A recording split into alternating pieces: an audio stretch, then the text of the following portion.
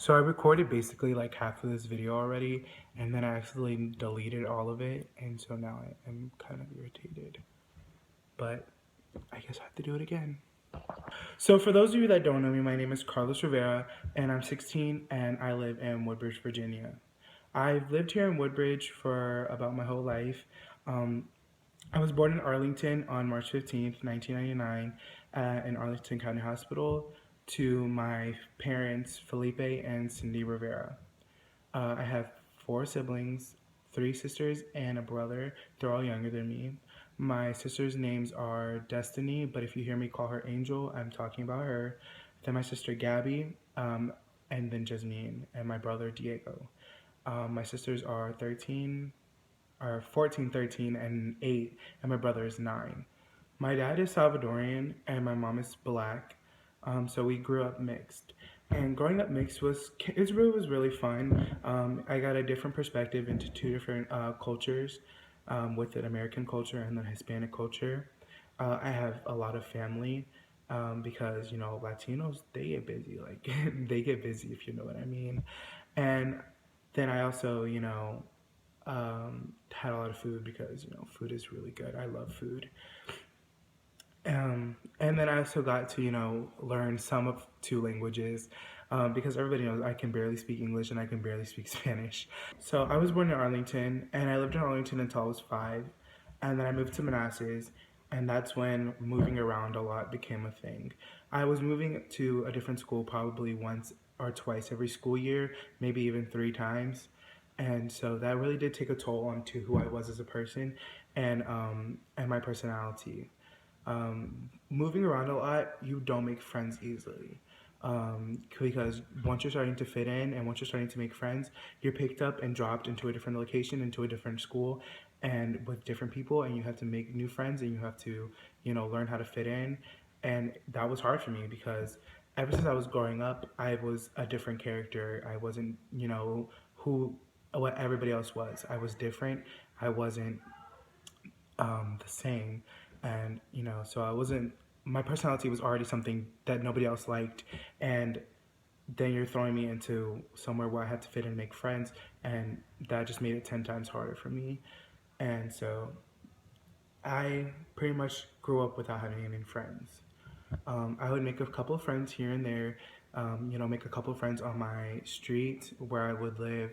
Um, but other than that, I never really did make friends. And if I made friends in school, it was maybe one or two or three or four, and sometimes friends would be friends, but they're just there to make fun of me, or they didn't have right intentions in my life, and so I pretty much was alone for most of the part of my childhood.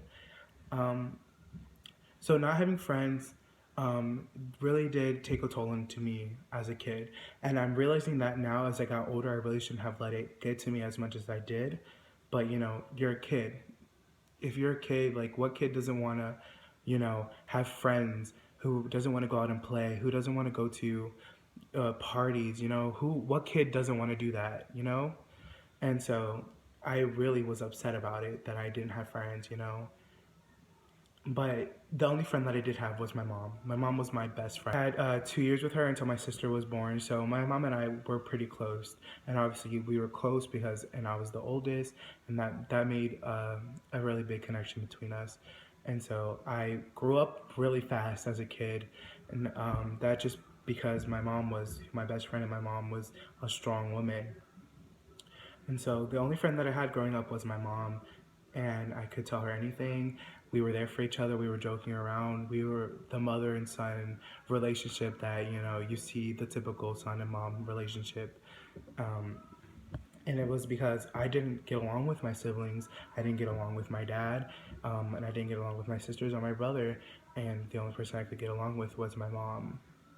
I looked up to my mom a lot as a kid because she's an amazing, strong woman. She was super intelligent. She played a lot of sports in middle school and high school. And she just, was someone that I wanted to be like. The reason I had to grow up so fast was because my mom was a single mom for most of my childhood and my teenhood, because my dad was, in and out, in and out.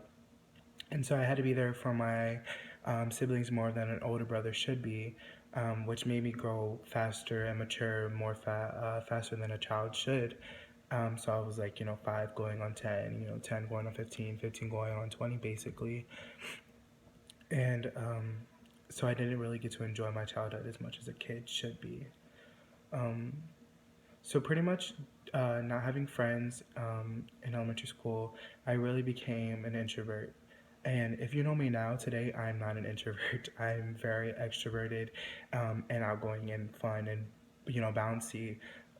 So, if you hear this and you're like, what? Like, this isn't who you are. This was who I was in elementary school. I was enclosed. I was trying to act like someone who I wasn't, and I was trying to fit in so hard, and it just wasn't working. And so every time I would let somebody into my life, and being someone who I wasn't, I would get hurt. I would get bullied a lot, bullied and bullied and bullied a lot in elementary school. So I just built this wall, and I wouldn't let anybody in. I wouldn't trust anyone, and it was really hard for me to build trust off of someone. And throughout elementary school, I was alone. I would sit alone. I would cry. I would be alone at recess unless I saw somebody wanting to play with me. But I didn't really have true friendships in elementary school. And if I did, it was like with, a couple people, like I've said before. And those couple of friends that I've made in elementary school that go to school with me today, I'm still friends with. And it's because I actually trusted them and they were the right people that I should have trusted in elementary school. And I'm glad that I did. So until fifth grade, I was very introverted and, you know, acting like someone who I wasn't, trying to fit in. And it just wasn't who I should have been like. And then fifth grade, I went to 3 different schools. And the third school that I went to was the school that I graduated fifth grade from called Carrydale Elementary. And I actually made friends.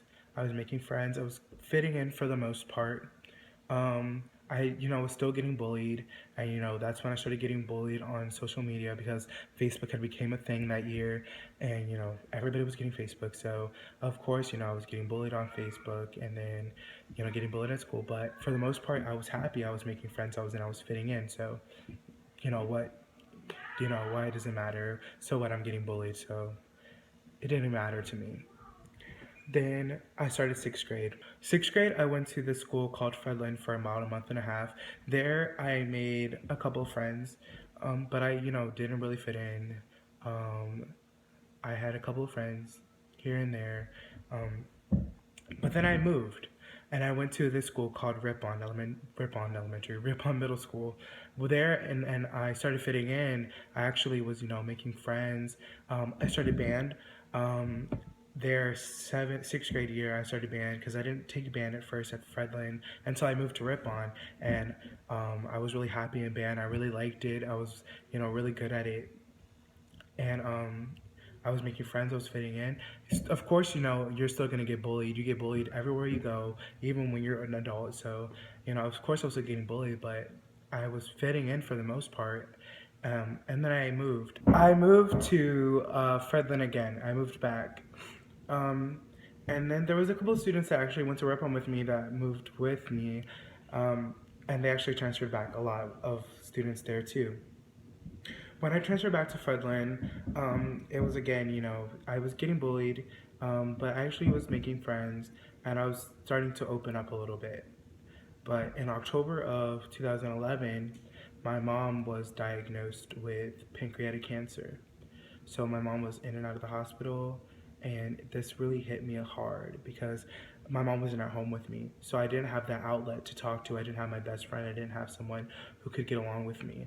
And as a kid without their mom, who had grown up with their mom and who was their best friend, it was hard because I didn't get along with my family as much. And so it was really just me against my family at home. I was alone. I would fight a lot with my family, and I just, was alone. Um, I got to see my mom in the hospital. I got to call her, but it just wasn't the same. So that year, like during that school year, was really hard for me, and I did fall into depression, and I just was really hard on myself because I was alone. Like, what else can I say? Was that I just was alone, Um, as again, I was in band, and when I transferred back, I did transfer into band. And sixth grade year, my mom didn't get to go to my concert. And seventh grade year, I had my spring concert, and my mom couldn't go because she was in the hospital. So I had my concert the week before we got out of school, and it was on a Monday or a Tuesday, and my mom couldn't go. Um, and this was when everybody in band had found out about my mom and that she was sick, and she had cancer. She was in the hospital. Um, but later that week, my mom had passed away on June 7th, 2012, and this was crazy. Like, um, my siblings, my dad was crying. Like, we went grocery shopping and he was just crying, and I don't know why. And then we went home and he was just crying and crying and crying, and he took my sisters to the hospital. And I had no idea what was going on this day. This was like around 4 p.m., 5 p.m., and my sisters went to the hospital with my dad. And I was there with my siblings, with my two younger siblings, the two youngest. And I was just with them, and I was trying to figure out what was going on. I was crying, and a neighbor who's a high school friend of my mom's lives up the street from us, and she came and she took my siblings to their house. And so I was alone at home, and I was trying to talk to my mom, and nobody was like telling me what was going on, and I was crying, I was freaking out. And so two friends of hers came to the house, and they told me that my mom had passed away, and I bursted into tears. I was crying and crying and crying, and I went to the hospital, and I saw her laying there on her deathbed, and this set in that my mom had passed away, and I didn't have my best friend anymore. Um, so that day, the next day, I didn't go to school. Um, Me and my siblings went to my cousin Sarah's house, and we spent the weekend with them. A lot of family members were, telling me I'm sorry, and they're giving me their condolences. A lot of students at school, um, and then family members were calling me, and then there's people that were calling me to ask me like what do I need and what did my family need. And then throughout that next year after my mom passed away, a lot of people did help my family out. And I remember this one time, somebody brought this jar. Somebody brought me a jar, and it had change and money in it. Or they dropped it off at my house, and my family told me about it.